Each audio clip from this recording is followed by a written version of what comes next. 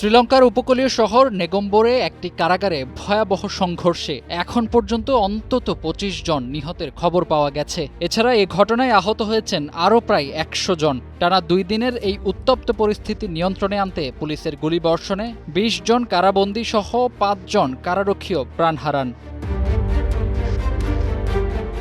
ঘটনার সূত্রপাত হয় রোববার, যখন বিচারাধীন বন্দী ও কারাদণ্ডপ্রাপ্ত বন্দীদের দুই পক্ষের মধ্যে তুমুল উত্তেজনা ছড়িয়ে পড়ে। প্রথম দিনের সংঘর্ষেই ২ বন্দীর মৃত্যু এবং অন্তত ৩৮ জন আহত হওয়ার খবর পাওয়া যায়। তবে সোমবার পরিস্থিতি আরও ভয়াবহ রূপ নেয়। বন্দীদের সঙ্গে কারারক্ষীদেরও সংঘর্ষ শুরু হলে কারাগারের নিরাপত্তা বলয় ভেঙে পড়ে।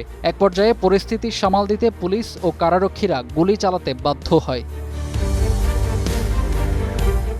স্থানীয় পুলিশ জানিয়েছে, কারাগারের ভেতরের বিভিন্ন অংশ এখনও তল্লাশি ও পরিষ্কারের কাজ চলছে। নিহত ও আহতদের সঠিক সংখ্যা যাচাইয়ের পাশাপাশি আহতদের স্থানীয় বিভিন্ন হাসপাতালে চিকিৎসা দেওয়া হচ্ছে। কারাগারে কেন এমন ভয়াবহ সহিংসতা ছড়িয়ে পড়ল তা খতিয়ে দেখতে ইতোমধ্যেই একটি উচ্চ পর্যায়ের তদন্ত কমিটি গঠন করা হয়েছে। অপ্রীতিকর ঘটনা এড়াতে কারাগার ও এর আশেপাশের এলাকায় ব্যাপক নিরাপত্তা জোরদার করা হয়েছে।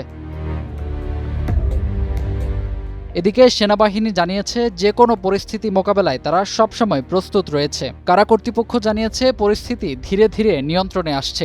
একই সঙ্গে সংঘর্ষের কারণ উদ্ঘাটনে তদন্ত শুরু হয়েছে। ফাহিম হৃদয়, টাইমস টুডে।